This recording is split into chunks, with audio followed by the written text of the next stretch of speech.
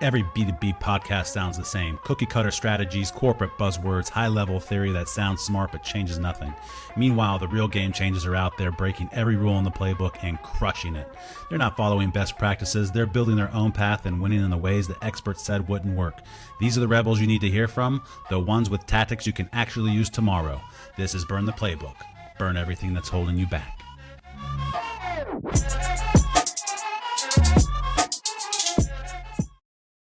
Welcome in. I'm Marc Crosby. This is Burn the Playbook. My guest today is Tendayi Viki, an author and corporate advisor specializing in securing buy-in for innovation, transformation, and breakthrough ideas. With a PhD in psychology and an MBA, he helps leaders and teams bridge the gap between how organizations plan change and how people actually experience it. As a partner at Strategyzer, he has worked with global organizations like Symrise, Novartis, Unilever, and Pearson, just to name a few. Welcome, Tendayi. Thank you. Thank you for having me, Mark. Really appreciate the chance to be here. Looking forward to it. Nice. Where are you calling in from today? So I'm based in Harare in Zimbabwe. So that's where I live with my Nice. family. I lived in London for a few years. Well, actually for a couple of decades. And then I moved out of here during COVID. And then, we just never went back. Yeah. Very cool. So I appreciate you joining Burn the Playbook, but your strategy or your strategy for Strategyzer is actually developing playbooks. So what separates an effective playbook that enables innovation from one that actually stalls and we should, in a sense, burn that playbook? Yeah, that was funny, actually, when you invited me on a podcast called Burn the Playbook. Meanwhile, at Strategyzer, we're launching playbooks as our strategy going forward for at least the next 3 to 5 years. But what we've realized is that actually, I think you're right. To say burn the playbook, especially if you want to qualify and say burn the traditional playbook. Because when we're working with organizations, right, one of the challenges we have is that the playbooks that they use to drive innovation are playbooks for running the existing business. So it's the playbook for finance, it's the playbook for hiring, it's the playbook for execution. And when you have a new idea, they don't have any other playbooks in their, or they don't have any other plays in their playbook, I guess, if you want to say that, right? They don't have any other playbooks on their shelves that they can apply to innovation. And so it's a real struggle inside large organizations. I often do this like sketch where I'm like, here you explore new opportunities, here you exploit your current success. And the problem is when you take all the things that you're doing to run your core business and apply them to exploring new opportunities. And I think that's the big challenge. So that's what freezes in innovation. Exactly. Yeah. And I think you kind of nailed it as far as burn the playbook and kind of the premise of the title of this podcast is because what I found just over the years is that as far as just companies and legacy businesses, they just keep rerunning the same script over and over again. And, kind of what got you here today won't accelerate growth and definitely won't lead to success for the next 3 to 5 and 10 years. And a lot of businesses globally, especially here in North America, as far as manufacturing, those legacy businesses are struggling a little bit. I mean, sales are a little bit flat. PMI is stalled.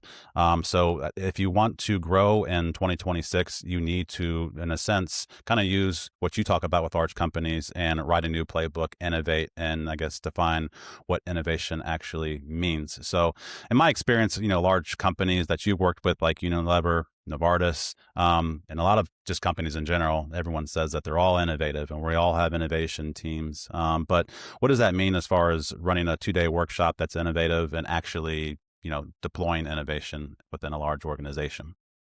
Yeah, it's interesting. I guess, we often say we want to meet organizations where they are. So I guess it's another cool thing, right? In terms of burning the playbook, like we don't really have like a definitive structure of how it goes.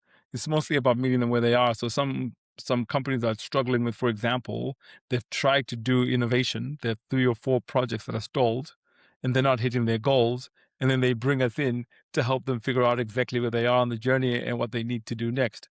And then we start using a different set of, we're like, well, the way you've been managing this is actually wrong.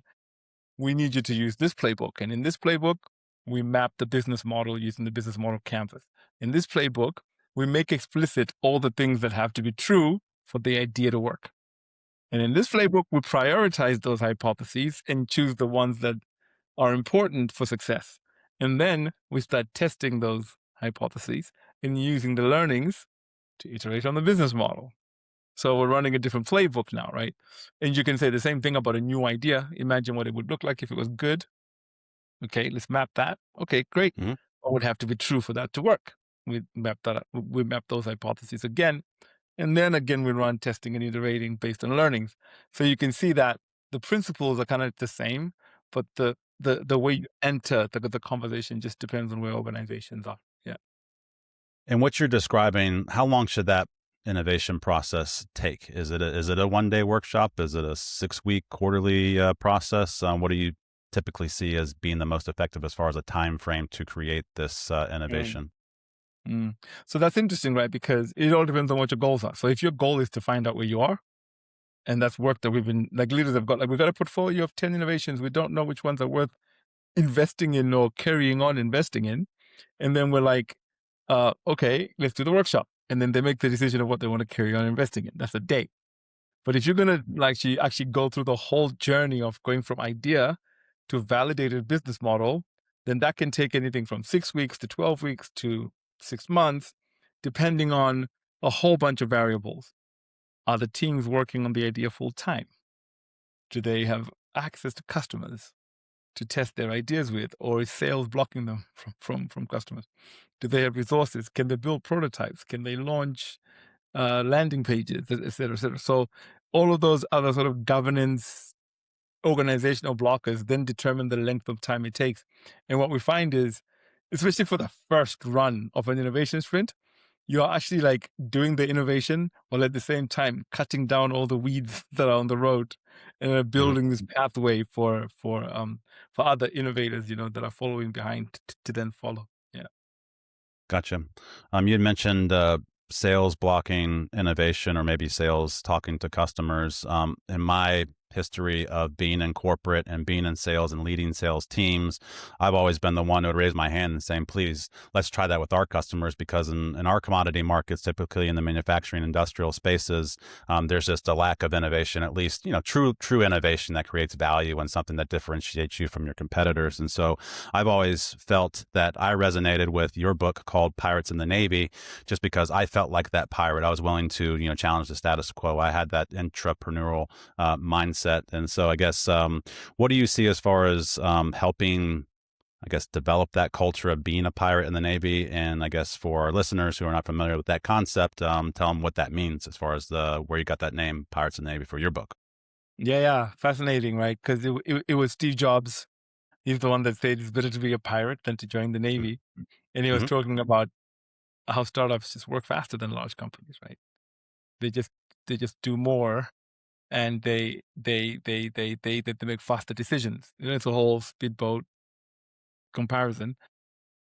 But actually, if you're going to innovate inside a large organization, you have to figure out a way to somehow bring that entrepreneurial culture into this kind of large ship, right? And so I wrote the book Pirates in the Navy. But actually, for me, when I wrote the book Pirates in the Navy, what I was really focused on was actually helping innovators, because what I was seeing was innovators were like burning out, shooting themselves in the foot. And I needed innovators to understand that to be a successful innovator inside large organizations, you have to be good at two things at the same time. The first one is you have to have the skill of entrepreneurial. You know, you have to be able to generate ideas, test business models, and do that in an authentic way, and not engage in innovation theater. But again, to succeed inside a large organization, you also need to be able to build relationships, because Joe Gertner, who wrote the book on AT&T, I think it's called The Idea Factory, says that like Mm-hmm. there's not a person or a single individual that could ever innovate inside the large organization. Because if we say that a successful innovation is going from idea to business in the market, that automatically means the answer to the question is marketing is going to have to get involved. Sales is going to have to get involved. At some point, legal and compliance are going to have to get involved. So all of these people are going to have to somehow make a contribution on that journey. And the question is, do they make a positive or a negative contribution? And sometimes they make a negative contribution simply because the innovator themselves they've been burning bridges while they've been working on the innovation. So that's why I wrote the book first. And they were like, you need to build relationships. You need to be this contradiction of like entrepreneurial maverick and political diplomat all in the same person in order Mm-hmm. in order to to succeed inside corporate environments. Yeah, I've always said it. You need to sell just as much internally as you do externally on the commercial front, just because you have to have people buy into your ideas, buy into the vision, and buy into what that means for developing something new for your customers. Exactly. Especially as I mentioned before, as far as commodity markets, you have to pull that through as far as what does it mean for the business? What does that mean for your customers? But I think some of the problems with that is, you get the executive leaders on their opinion. They say, well, how does this translate to the bottom line?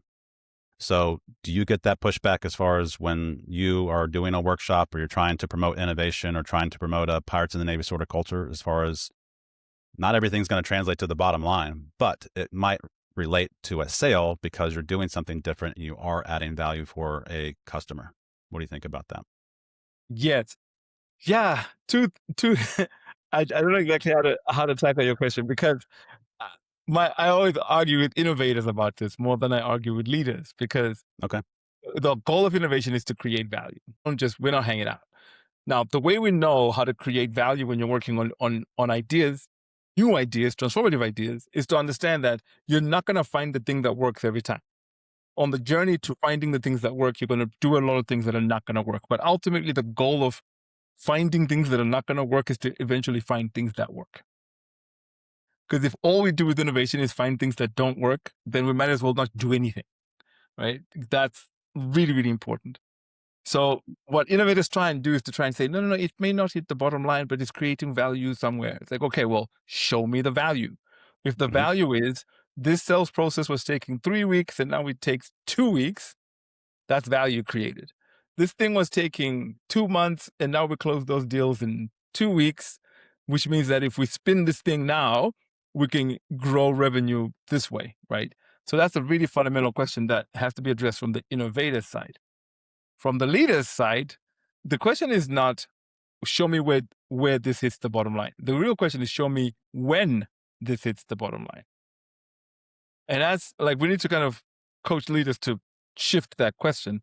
If the expectation is that with innovation it's going to hit the bottom line this quarter, that's not going to happen, right? So we have to shift expectations there, and that's really the conversation that we try to manage. What horizons are we working towards, and then what are the milestones that show us that we're on track on that journey? It's not just a black box. Oh, we'll show you revenue in year 5. Now leave us alone. Right? We also don't want innovators to be saying stuff like that. So that's all like Hmm. really critical things. Yeah. Gotcha. And as far as innovation, I mean, I'll keep coming back at least to commodity markets and, manufacturing and these sorts of legacy businesses. What are some, I guess, effective ways to develop a culture of innovation? Does it start at the top? Do you have to create a special innovation team? Or what do you see like as most effective ways in order to develop a culture of innovators and pirates in the Navy? Yeah. So I used to, when I first started my career, I was a real believer in the bottom up approach. Like you get a group of early adopters and you work on innovation and then eventually you change the culture. And I actually suddenly realized that you have to do both. You have to go bottom up and top down. And because Clayton Christensen is one who said like a horrible organizational process will defeat a good human being every time. Like no matter Hmm. how good your intentions, once you're in the machine, it's really hard to kind of shift your behavior if the machine's pushing you in a certain direction. And so we have to do this dance of like illustrating the value that innovation creates. And for that, you need rebels, you need pirates, you need these people that are willing to take risks with you. You need a lot of marks to kind of work with at the beginning. But while you're doing that, you have to be collaborating with at least a few leaders to start institutionalizing and formalizing some of these methodologies. Right? And so how you do that depends on the leaders, depends on context. But I think it really matters to do it both bottom up and also top down. Yeah.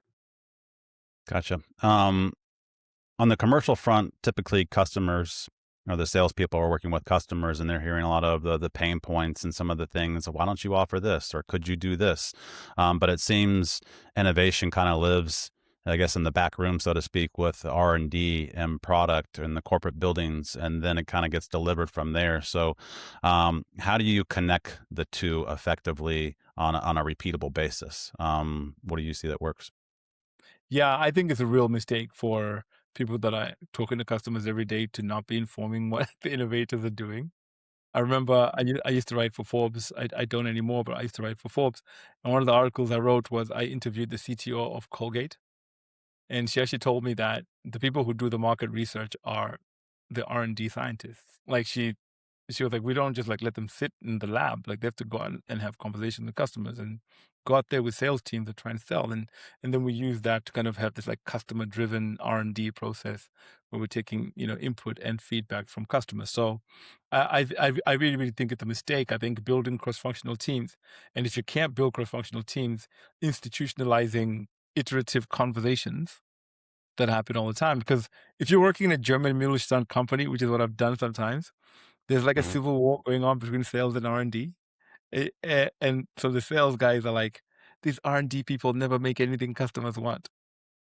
And the R&D people are saying, these sales guys don't know how to sell anything we make. Right?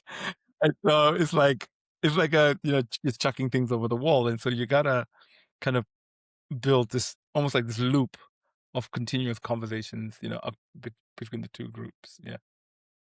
Yeah, yeah, and I'm chuckling on the inside just because I've been there, and enough for most of my life as far as just product and R&D kind of throwing stuff over the fence as you were saying, and then you have to figure out, okay, where does this fit, and then you have to figure out, I have this product that's supposed to be innovative and it's new and it does all these great things. Now I have to go hunt and figure out where this fits in the marketplace. And that's not an effective strategy as far as winning business because you're just trying to find a round peg, round hole, and that takes time. And from my perspective, it's just not effective. And like you said, it has to be a continuous loop. And as far as what's working, what's not working, and I guess in the sense of throwing things over the fence, what are your thoughts on an innovative product that was made for one customer, and why that shouldn't work for any other customer other than the customer that asked for it and they developed it, and we're promoting it because we put all this resource into developing the product, and now we just have to scale it just because. um do you see that quite frequently? Oh man, like you would not believe. R&D led companies suffer from this a lot. And the Hmm. reason suffer from this a lot is most of them are making like either specific packaging for like Amazon, like it's a big customer, right? Or like a specific ingredient for Pepsi, right? Like a little thing that goes in Pepsi Max or something. So when those customers turn around and go, could you just do this little thing? We know that if we do that fix, it's $5 million, $10 million on to the bottom line this quarter, right? So what you end up with is just like a stack of like single customer versions of all these offers that Hmm. haven't had a chance to be tested in the market to see if they resonate with any of your other customers, right? And so there is no guarantee. Like if you're going to do that, just know that you're doing that and you're going to get an immediate return. But if you want to then scale this, you're starting from zero with the other customers. You got to go have conversations. You got to test it. So then you got to be a company that does this delivery for the existing customer and then deliberately runs an innovation sprint to take this existing tech and see if anybody else wants it. And the chances are some will want it and some won't. And sometimes it's just for the customer. So it's just something that you're Yeah. gonna deal with, yeah. In a lot of those cases, you pumped a lot of money, I guess, into a development project, and it is what it is, and I understand it. But there's just better ways to, I guess, maybe prevent that from happening. And I guess for companies that don't have, I guess, a budget allocated to innovation, so to speak, what would be kind of like a Moneyball approach to kind of do it without a budget? Because I think you can create new things without necessarily having like a huge budget. Sometimes it's just iterating on what you have, or maybe just getting the right people involved, maybe to make a couple adjustments to an offering, so to speak, that's a bolt on to your service. But I guess the question is, I guess, how do you innovate without any money? Okay, so how do you innovate without any money? Alright, so I You ever think you got can that get question before? yeah, I have, for sure. I think you can get started without any money. I think that the first phase of innovation where you're talking to customers, figuring out needs, evolving the idea, I think that can happen pretty quickly. I think that and I remember like being in a couple of conversations with leaders about this. I think one of the bigger challenges is all that energy, that's all that momentum that's built up in those early stages. if it hits this wall where people then go, oh, it wasn't in the budget for this year, you're going to have to wait another 4 months while we decide whether you can continue, because like in that way you start to kill the momentum that you're creating. So what I would say to you is you can't innovate without any money. You can get started without money, but somehow in the process of letting people start, somewhere in the background, someone has to be saying, if any of these things hit, Mhm. how are we going to fund it? Like that question has to be getting answered by someone. So sometimes I often say actually the head of innovation, the person who's like leading the innovation teams, they're more the politicians. So the innovation teams can be doing the testing and iterating, but them, as the head of innovation or the chief innovation officer, are having forward-looking conversations to say, listen, we have these things coming down the pipeline, and we think actually 2 or 3 of these are already starting to show signs of value for customers, something we might want to make. Which business wants to support this? Can I get budgets to build prototypes? Can you unlock a customer relationship so we can do a pilot? Can you? Because what tends to happen is when you're innovating without any money, you get to the moment where you get ready to do the next stage, and that's when you start asking for money. And that's a huge mistake, I think, that innovators make. Speaking of mistakes, since everything these days is AI powered and AI enabled, and companies are kind of wrestling with the challenges of what the heck to do with it, whether it's in R&D or making products or sales, marketing. How is AI impacting your business conversations that you're having with large organizations as far as how that directly impacts innovation? Are we just I don't know, applying, I guess, new concepts to existing foundations that are already broken? Yeah, there is something to that. You're absolutely right about that. So it's funny. Yesterday and today, I was working on proposals with two clients, and one insisted that I have to frame all the work around AI. She said, like, if you don't frame it around AI, your proposal is not going to get accepted. All we're focused on in this company is AI. So I had to go and reframe that, right? And then the other one, the customer was like, no, take out all the AI stuff. Like, transformation is transformation. We want to be able to do more than just AI. And so you're seeing, like, we're like in this kind of early wild west type days where some people are like all in, some people are like half in, and some people are like waiting to see, right? And so it's fascinating because in one sense AI does change everything, like just from a technology standpoint and the capabilities that it brings to organizations and what you can do with it, from value proposition creation to, to like the knowledge work jobs that are getting disrupted. Like it's a massive moment, and it's just what it is. Like the agricultural revolution or the industrial revolution, it's a massive moment. You have to get on. But in another sense, AI changes nothing, right? Because you can optimize a broken business model. It's not going to make it better. So the whole idea of you need a cool technology to create value propositions, then you need to deliver those value propositions to customers. Then customers have to be willing to pay for that value in a way that makes the business models profitable and scalable. That's still true. Great. It's just that now that the accelerant around that change is more powerful and has more exponential effects on how you find and create that value. Can an AI accelerate innovation in the wrong direction? I mean, because I would think that if AI is, we see it all the time as far as we're doing everything faster, but can it take you faster in the wrong direction to where it takes you even longer to kind of reset and realize you made some mistakes? How do you feel about that? Fascinating. I was having a conversation again. So we were in Zurich running the Strategyzer bootcamp, and on the way back, I sat in the train with one of our developers who's working on our platform, and they were telling me a conversation they just had with a new developer we just hired.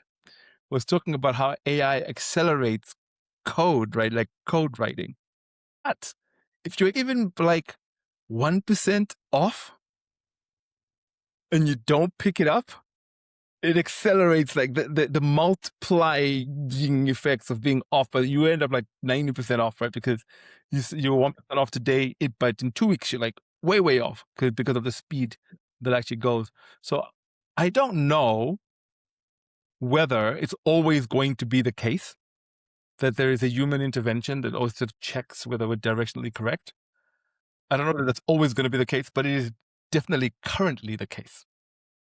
And so if you're working on innovation and you have AI do market research for you using whatever is available out there, sure, you can build a customer profile. But if you then don't take it and talk to at least 5 customers yourself, just to make sure that like all the things are like exactly, so you can, and then you can actually come back to AI and go, you know what, you told me these things when I spoke to customers and they say this thing, and then it can integrate that for you and build you a better composite profile. But just relying on AI 100% right now, I don't know. In the future, perhaps.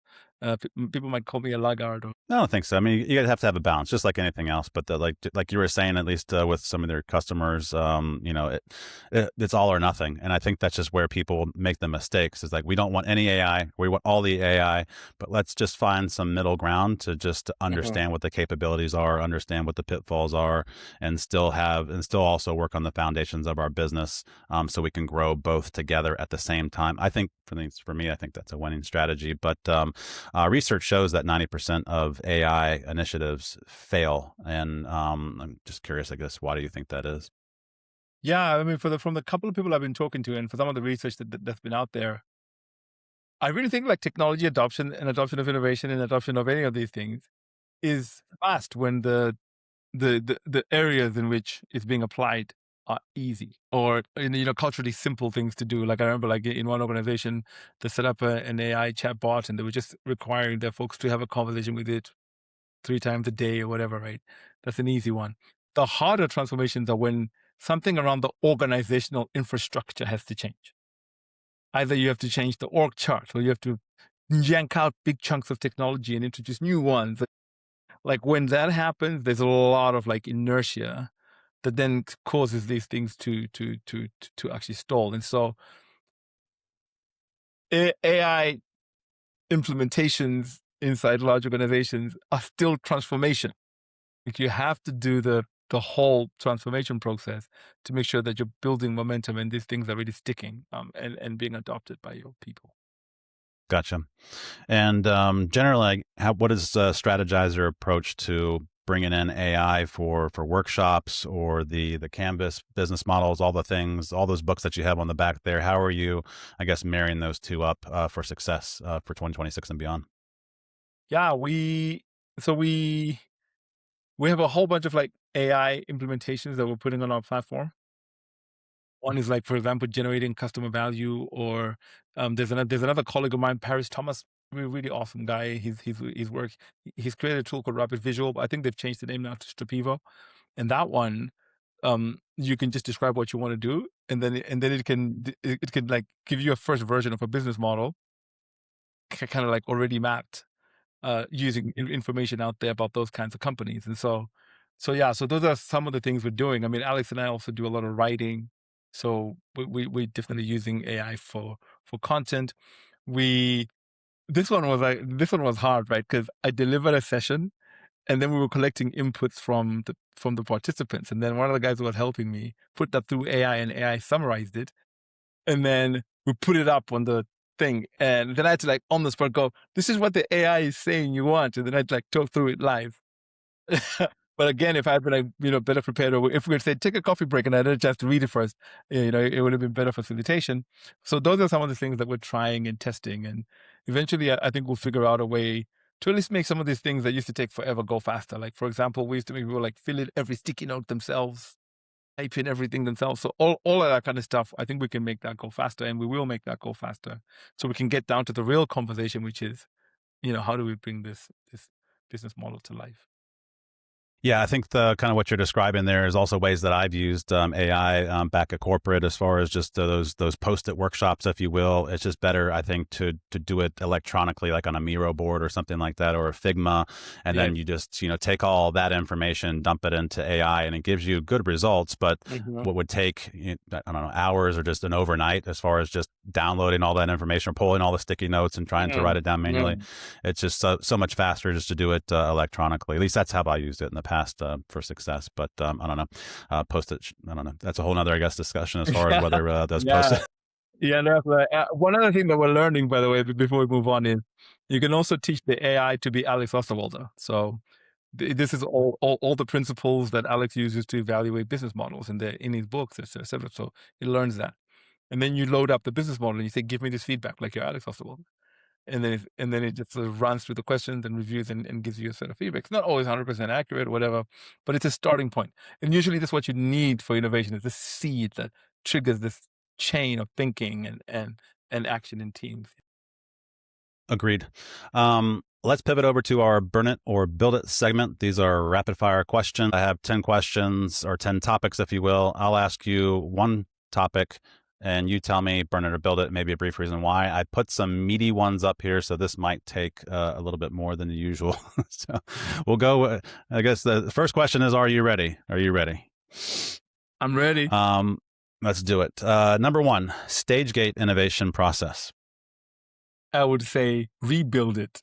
Is it allowed?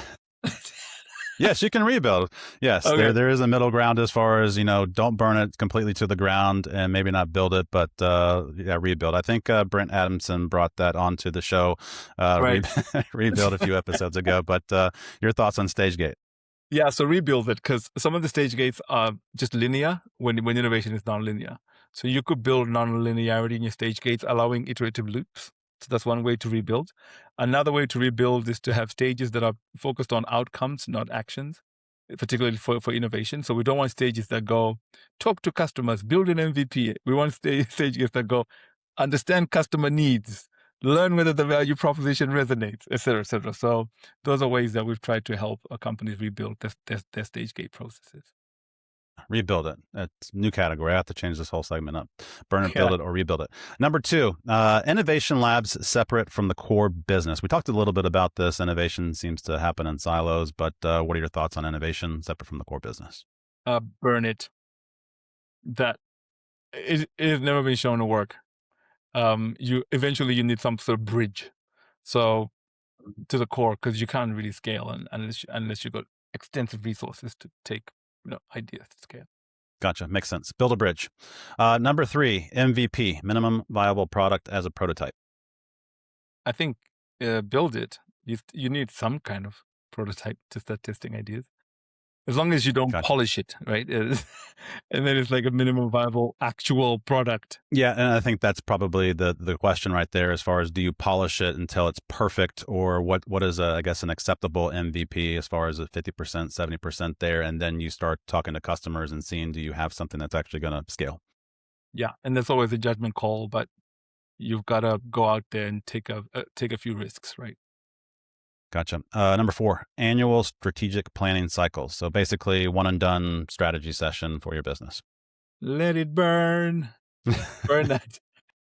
I mean, I just had a workshop canceled because of something that happened that's like got nothing to do. Like, you can't annual. No, burn it. No. What? I guess the better question is, how often?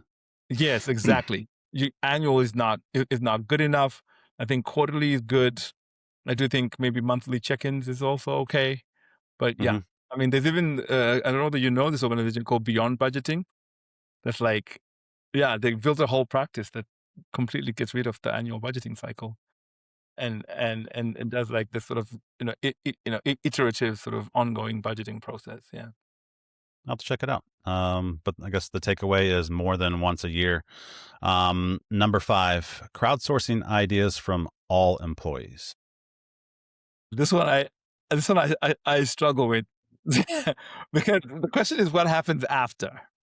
So I'm not anti crowdsourcing, but if that's like all you do and then you don't do anything with it afterwards, then yeah, there's no point, And also crowdsourcing ideas that are not strategically kind of, if you don't put like these guardrails in Yeah, terms of like how you want those ideas, what kinds of ideas you're looking for, like that can turn into a proper mess, and then you don't know what's valuable. I can.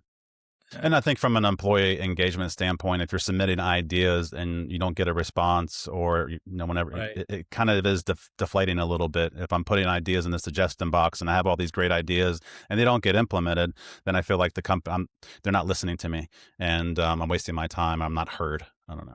I have a really There's a good lot of story on that, by the way. Can I Give tell me you the my story. story? We have plenty of time. Okay. So I got on a call with a former customer. They're like, Tendayi, I really need your help. I was like, what's happening? And they're like, we've been running these idea competitions for the last 3 years. And every year, the number of ideas we get submitted drops in half. So first year, we're like 500. The last year, we had 250. Now we've only got 50. Like, I don't know what to do. You need to help me get people re-engaged. And so I was like, okay, very interesting. But before I help you get people re-engaged, why do you need more ideas? Like you've got 500 plus 250 plus 50. That's a lot of ideas. Why do you need more ideas? So the real question is, what are you doing with any of those ideas that you're getting? And then he was like, no, we don't do anything with them. We just like announce a winner. It's like a cultural vibe thing. And I was like, well, that's why people know that it's a waste of time. And so that's why you need to kind of change some of these. A good real world lesson there. Yeah. Number 6, pilot projects before scale. Yeah, build. I think you do have to test before you scale. Yeah, I guess it's kind of in line with MVP. Just how perfect does it need to be, and also, are you doing pilot projects on behalf of your customer, or you're doing it for the wrong reasons? Number 7, innovation teams reporting to R&D. Yeah. Because I've worked with some really cool R&D people that really care about having their ideas go to market. Then I've worked with some really uncool R&D people who only care about the science and they don't think it's their problem, the commercialization question. And so I guess it all depends on the relationship between those two and what type of R&D leader you have. But if I had to make a choice, an either or choice right now at the moment, I would not have innovation reporting to R&D. I would burn that. Yeah. Gotcha. Burn it. Number 8, customer advisory boards for innovation input. Yeah, I think those are great. It's also, it depends on what you're asking customers. Like if you're asking customers what to make, then that becomes a problem, right? Because they're constrained by their lack of knowledge and their own experience and what they see you've already made. But if you're doing a deep empathy thing where you're trying to understand their needs and the challenges they're facing, and then I think that's actually really cool. Or if you're trying to get feedback on something that you've created to try and see if it's actually delivering value, then I also think that's cool. Yeah. I think there could be some pitfalls there, because I think whether it's B2B or it's B2C, sometimes you're developing something that the customer asks for, but maybe the customer's wrong. And maybe you need to develop something as far as from your perspective, what a solution that helps, that solves a problem that they're not even aware of. Yeah. 100%. So, and it also depends, I think, on what customers are on that advisory board. Are they your best customers? Yeah. And what does the best look like? Are they just because they spent the most money? Yeah. Yeah. Yeah. No, absolutely. Maybe not the main source of your innovation input, I think, for that one. So maybe that's a rebuild. Number 9, an innovation fail fast mentality. Yeah. Inside large organizations, maybe burn if it means this fail fast is disruptive and it makes people anxious, and legal and compliance are worried that they're going to get sued. There was once a kid who put up a landing page launching a product to test whether people would sign up, and they put their email for people to email them. But when the customers saw this landing page, they didn't email this kid. They called their salesperson who they've been dealing with this whole time. And this salesperson didn't know anything about this landing page. And so it went all the way to the CEO, and this poor kid, he was new. We just trained him. He didn't get fired, but it was a problem for a couple of days, right? And so you do need to fail fast while bringing people along. I guess that would be the way I would rephrase that mantra. Gotcha. Yeah, like a lot of things as far as just innovation, strategy, fail fast. They're like nice buzzwords, but how do you actually implement it and sustain it and then really encourage people to fail? That's kind of a potential slippery slope. Number 10, innovation roadmaps with a 3 to 5 year timeline. Burn that up. Is this a roadmap? Is this a strategic roadmap of where we think the world is going? Or is this a roadmap of products we want to build? Just mapping this way out in the distance, very long-term planning, as far as maybe just that fail fast mentality. So I think that there's I don't Right. know, at odds there as far as failing fast and having like a really long timeline, especially for companies that are quarterly constrained because they're just trying to hit their profit quarter after quarter. Exactly. So does a 3 to 5 roadmap even make sense? No, that I mean that doesn't, unless you're like building nuclear power reactors that take that long, right? It doesn't Yeah. it doesn't like make any sense. Yeah. And the world is changing fast, and yeah. It is. It depends. Maybe AI can help solve those problems. Um, you get the final word. The final chapter in your book, Lean Product Lifecycle, is about starting tomorrow, and that's kind of what I like to leave everybody with something today. So, if you're running a team for a company, what's one concrete action that they should take tomorrow that moves them from innovation theater to a repeatable innovation process? Yeah, I have a question that I love to ask leaders who drive innovation in their company, which is, if I woke you up from your slumber, would you be able to tell me which one of your innovation projects is close to finding a business model that works? Like, are you like aware? Are you conscious of that? Right? Because that's what innovation leadership is. Innovation leadership is guiding, going from idea to business. So the question is, along that journey, where are you? We understand customer needs. We understand the value proposition. We're still trying to figure out pricing. So that we know what that is. For this one, we understand this. We understand that. We're still trying to figure out this. For this other one, we figured out everything. The only thing we're trying to unlock now is, how do we scale this flywheel that we've just unlocked?